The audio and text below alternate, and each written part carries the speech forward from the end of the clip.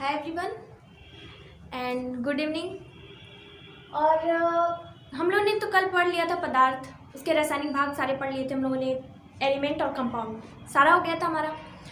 जो थोड़े टॉपिक होते हैं छोटे छोटे, ऊर्ध्वपातन किसे कहते हैं, क्वथनांक किसे कहते हैं, वाष्पीकरण किसे कहते हैं, हिमांक किसे कहते हैं, ये जो है ये आज हम थोड़े थोड़े छोटे छोटे टॉपिक जो हैं वो पढ़ेंगे। पहला जो है ऊर्ध्वपातन। ऊर्ध्वपातन किसे कहते हैं? ऊर्ध्वपातन वो होता है जिसमें हम लोग कोई ठोस वस्तु हो और वो गैस में, वो द्रव में ना बदल के डायरेक्ट गैस में परिवर्तित हो जाती है, उसको हम लोग क्या कहते हैं? ऊर्ध्वपातन कहते हैं। ऐसा पूछा जा सकता है कि ऐसी कौन सी वस्तु, नहीं, वह क्रिया क्या कहलाती है जिसमें ठोस द्रव में ना बदल के गैस में बदल जाता है डायरेक्ट, तो उसे कहते हैं ऊर्ध्वपातन। ठीक है, तो पहला इसमें हो जाएगा ऊर्ध्वपातन की जो कहते हैं ना परिभाषा, डिफिनीशन क्या है? कोई पदार्थ या वह क्रिया जिसमें कोई पदार्थ द्रव अवस्था में ना बदलकर गैस अवस्था में बदल जाता है डायरेक्ट, उसे क्या कहेंगे? ऊर्ध्वपातन। एग्जाम्पल के लिए बेस्ट एग्जाम्पल हम लोग का कपूर है। कपूर घर में देखा ना आप लोगों ने, उसे जलाइए, वो द्रव अवस्था में नहीं आएगा, डायरेक्ट गैस अवस्था बनकर खत्म हो जाता है। ठीक है, तो इतने ये समझ में आया कि ऊर्ध्वपातन किसे कहेंगे? ऊर्ध्वपातन वह क्रिया है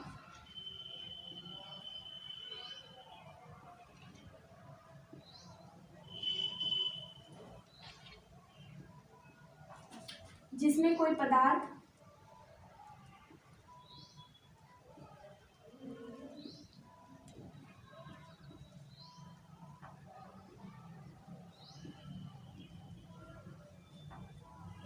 ठोस अवस्था से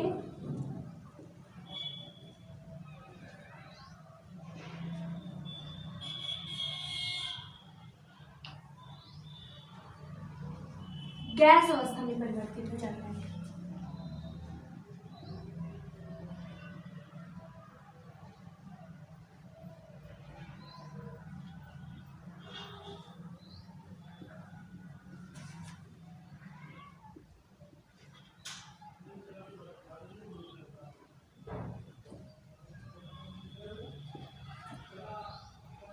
हो जाए उस क्रिया को क्या कहेंगे हम लोग? ऊर्ध्वपातन। वह क्रिया जिसमें कोई पदार्थ ठोस अवस्था में हो और वो डायरेक्ट गैस अवस्था में बदल जाए, उसे हम लोग क्या कहेंगे? ऊर्ध्वपातन कहेंगे। एग्जाम्पल के लिए बेस्ट एग्जाम्पल आप ले सकते हो कपूर।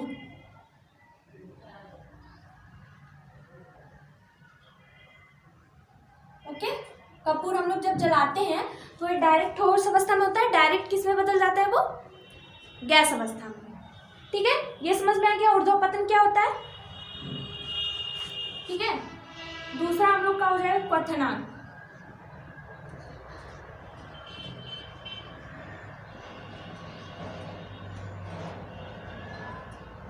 क्वथनांक किसे कहेंगे?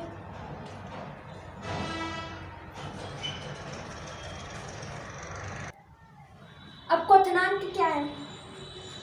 क्वथनांक जो होता है वो कोई भी वस्तु हो जिस नियत ताप पर वो क्या करे? वाष्प अवस्था में बदलने लगे।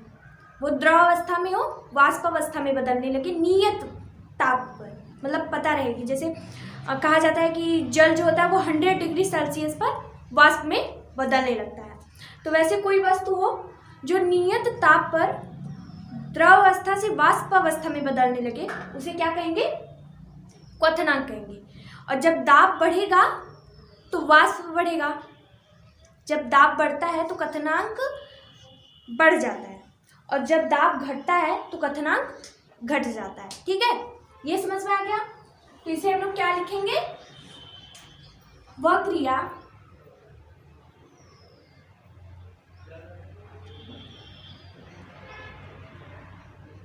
जिस पर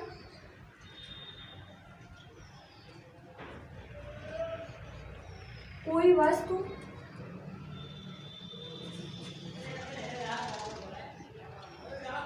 निश्चित ताप पर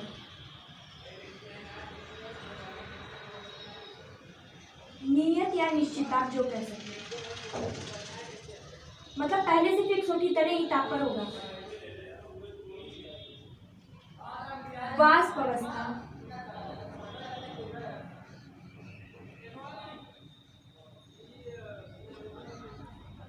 में बदलने लगे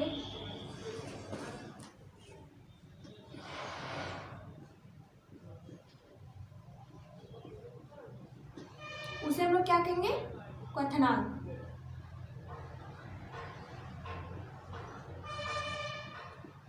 ओके, ये समझ में आया? क्वथनांक किसे कहेंगे? वह क्रिया जिस पर कोई वस्तु नियत ताप पर वाष्प अवस्था में बदलने लगे उसे हम लोग क्या कहेंगे? क्वथनांक कहेंगे। फॉर एग्जाम्पल के लिए आप ले सकते हो जल। जल जो होता है वो 100 डिग्री सेंटीग्रेड पर वाष्प अवस्था में बदलने लगता है। जब बीकर में रखिए या किसी बर्तन में रखिए और गैस पे रखिए और टेम्परेचर उसका 100 डिग्री सेल्सियस कर दीजिए, तो जल होगा, जो जल है वो वाष्प अवस्था में बदलने लगता है। वो नियत है, जो 100 डिग्री है वो नियत है, उसी को हम लोग क्या कहेंगे? क्वथनांक कहेंगे। जो नियत अवस्था में जो तुरंत बदलने की क्रिया हो उसे हम लोग क्या कहेंगे? क्वथनांक कहेंगे। अब हिमांक।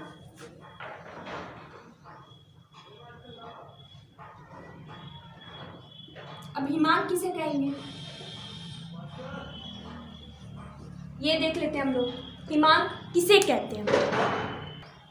अब देखिए, जैसे हम लोगों ने क्वथनांक पढ़ा था कि कोई वस्तु नियत ताप पर कोई वस्तु वाष्प अवस्था में बदलने लगे उससे हम लोग क्या कहेंगे? क्वथनांक कहेंगे। वैसे हिमांक भी होता है। नियत ताप का ये मतलब नहीं होगा कि टेम्परेचर हमेशा गर्म भी रहेगा, टेम्परेचर ठंडा भी हो सकता है। तो नियत ताप पर, किसी नियत ताप पर कोई वस्तु ठोस अवस्था में बदल जाए उसे हम लोग क्या कहेंगे? हिमांक कहेंगे। अब इसमें भी लेंगे एग्जाम्पल किसका? जल का। जल का क्यों लेते हैं हम लोग एग्जाम्पल? क्योंकि ये बहुत ईजी, आम मतलब भाषा में जो चीज़ समझ में आए वो हमें लेना चाहिए ना। हम इतने बड़े 3 इडियट मूवी जिसने देखी होगी उसने देखा होगा कि मशीन के बारे में उसने कितना बेस्ट एग्जाम्पल दिया था कि सर जो चीज़ हमें आसानी से, जो हमारा काम आसानी से कर दे वो मशीन है। तो वही वैसी ही बात है, जो चीज़ हमें आसानी से समझ में आ जाए वो पढ़ना ज़रूरी है ना कि बहुत सारी चीज़ें आप पढ़ लीजिए और समझ में आए ना कुछ। तो हिमांक किसे कहते हैं? वह क्रिया जिस पर कोई वस्तु नियत ताप पर ठोस अवस्था में, इसमें किस में बदल जाती है? वाष्प में। और ये किस में बदलता है? ठोस अवस्था में। ठोस अवस्था में बदल जाए उसे हम लोग हिमांक कहेंगे। एग्जाम्पल के रूप में हम लोग ले लेंगे जल। जल जो होता है, पानी जो होता है वो 0 डिग्री सेंटीग्रेड पर ये क्या होता है? बर्फ अवस्था में बदल जाता है। तो अब लिखेंगे हम लोग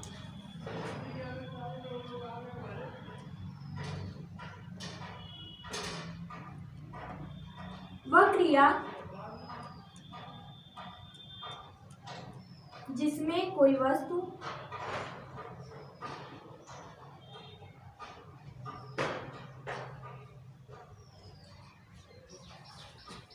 नियत ताप पर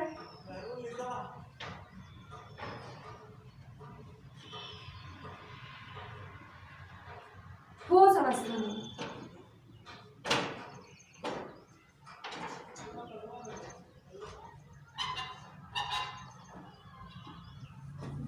बदल जाए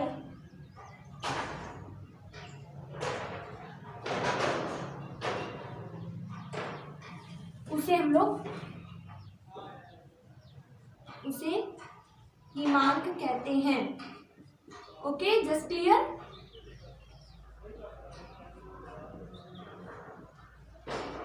समझ में आ गई?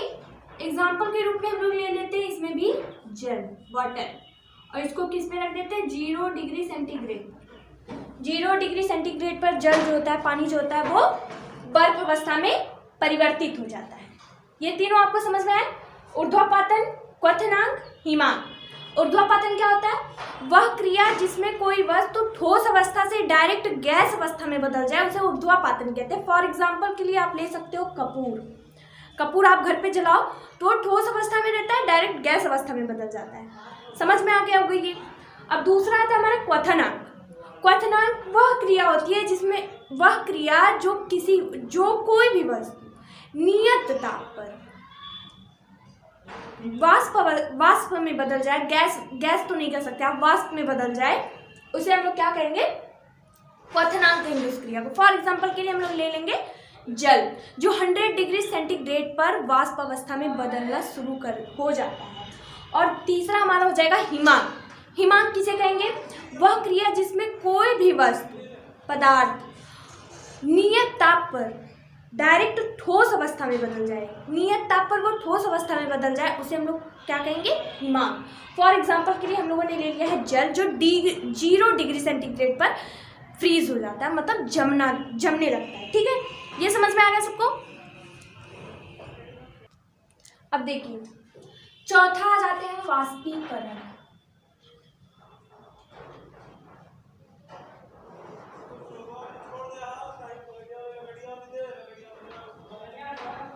चौथा आ जाता है हम लोग वाष्पीकरण क्या है, जब कोई द्रव वाष्प में बदलने लगता है उसे क्या कहेंगे, वाष्पीकरण कहेंगे। आप ये बोलोगे मैम क्वथनांक में भी आपने ये बोला था, क्वथनांक में नियत ताप मैंने बोला था, आप ध्यान रखिए। इसमें मैं क्या बोल रही हूँ, द्रव अवस्था से वाष्प अवस्था में बदलने लगे, उसे हम लोग क्या कहेंगे, वाष्पीकरण कहेंगे, उस क्रिया को वाष्पीकरण कहेंगे। तो वह क्रिया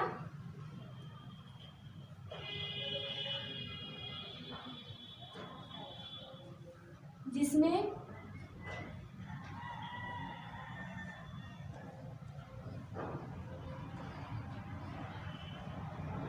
कोई वस्तु द्रव से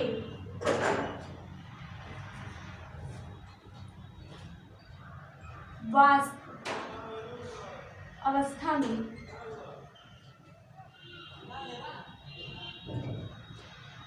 परिवर्तित होने लगे,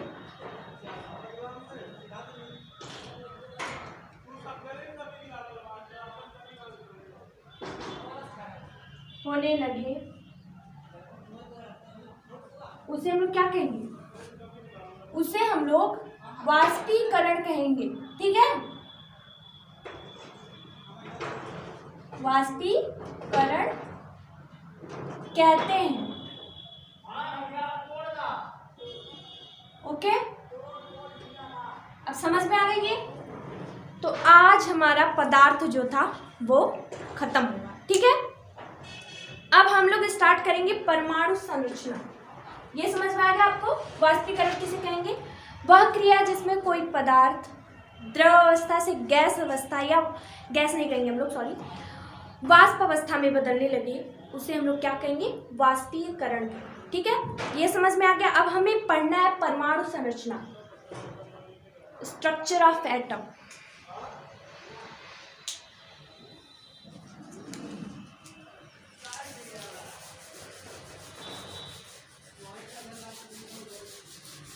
ठीक है, तो आज मैं आप लोगों को बताऊंगी परमाणु संरचना। परमाणु संरचना किसे कहते हैं ये मैं समझाऊंगी। ठीक है, किसे कहते हैं,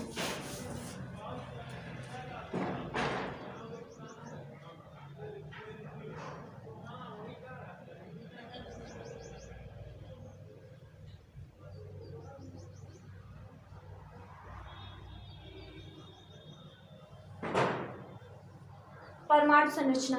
अब हम लोग इसमें मुख्य रूप से पढ़ेंगे। मैं पीछे आप लोगों को बताया था ना मैंने कि परमाणु, अणु, इन सब के बारे में आगे आप लोगों को बताऊंगी। तो इसमें परमाणु संरचना में आप लोग परमाणु के बारे में पढ़ेंगे, अणुओं के बारे में पढ़ेंगे, प्रोटॉन के बारे में पढ़ेंगे, इलेक्ट्रॉन के बारे में पढ़ेंगे, न्यूट्रॉन के बारे में पढ़ेंगे, अणु भार के बारे में पढ़ेंगे, परमाणु भार के बारे में पढ़ेंगे। बहुत सारे टॉपिक इसमें हैं और बहुत इंटरेस्टिंग टॉपिक है ये, बहुत अच्छा लगेगा आप लोगों को इसे पढ़कर। और आप लोग पढ़िए, जागरूक करिए सबको पढ़ने लिखने के लिए, क्योंकि बहुत लोग होते हैं कि नहीं पढ़ाते अपने बच्चियों को।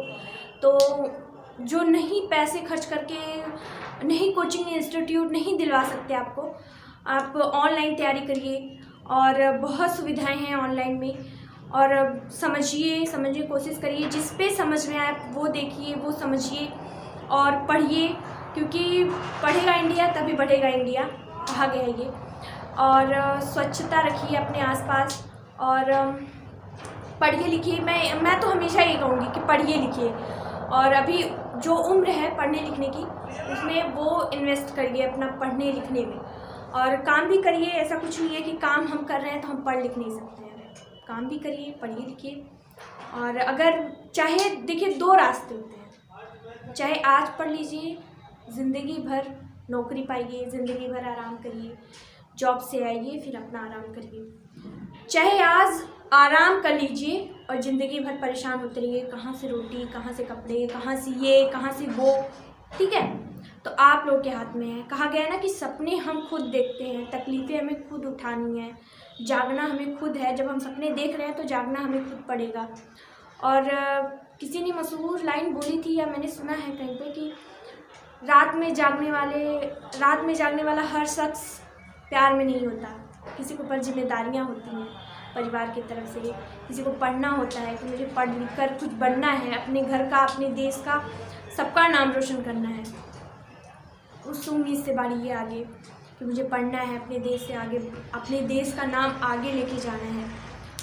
और मैं आप लोगों को बता दूं, ऐसा कुछ नहीं है कि भारत के लोग नहीं कुछ कर सकते, सब भारत के लोग ही करते हैं। और सारी आप देखते होंगे यूट्यूब जो चला रहे हैं, नेट जिनके पास है, फ़ोन जिनके पास, सब तो सबके पास है, वो तो ज़्यादातर जानते ही होंगे कि देश का सबसे ज़्यादा देश इंग्लिश बोलने में 2nd नंबर पे है अमेरिका के बाद। सोचिए आप लोग, भारत जो चाह जाए वो क्या ना पाए।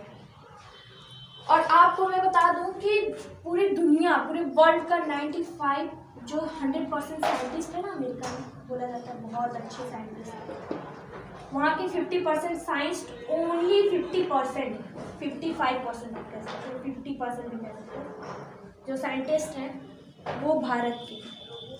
वो भारत के साइंटिस्ट अमेरिका में जाके इतना काम कर दे रहे हैं, वहाँ इतना विकास कर रहे हैं, तो वो देश में अपने क्यों नहीं कर सकते? क्योंकि उनको सपोर्ट नहीं मिलता। तो आप आगे आइए, जुड़िए, और अच्छी चीज़ों के लिए आवाज़ उठाइए, चाहे वो कोई भी हो, माँ बाप हो। 1 बार मारेंगे, 2 बार मारेंगे, घर से निकाल दें, कितने नहीं निकालेंगे। अगर एक दिन कामयाब होकर आप जाएंगे ना, आपने ये सुनी होगी लाइन कि जब तक कोई व्यक्ति कामयाब नहीं होता ना, तब तक सब लोग कहते हैं ये तो नकारा है, और जिस दिन कामयाब हो जाता है उस दिन सब लोग कहते हैं अरे मुझे तो पता था कि एक दिन कामयाब हो जाएगा। तो सब क्या बोल रहे हैं, क्या सोच रहे हैं, ये छोड़िए, घर से बाहर निकलिए, आगे बढ़िए, पढ़िए लिखिए।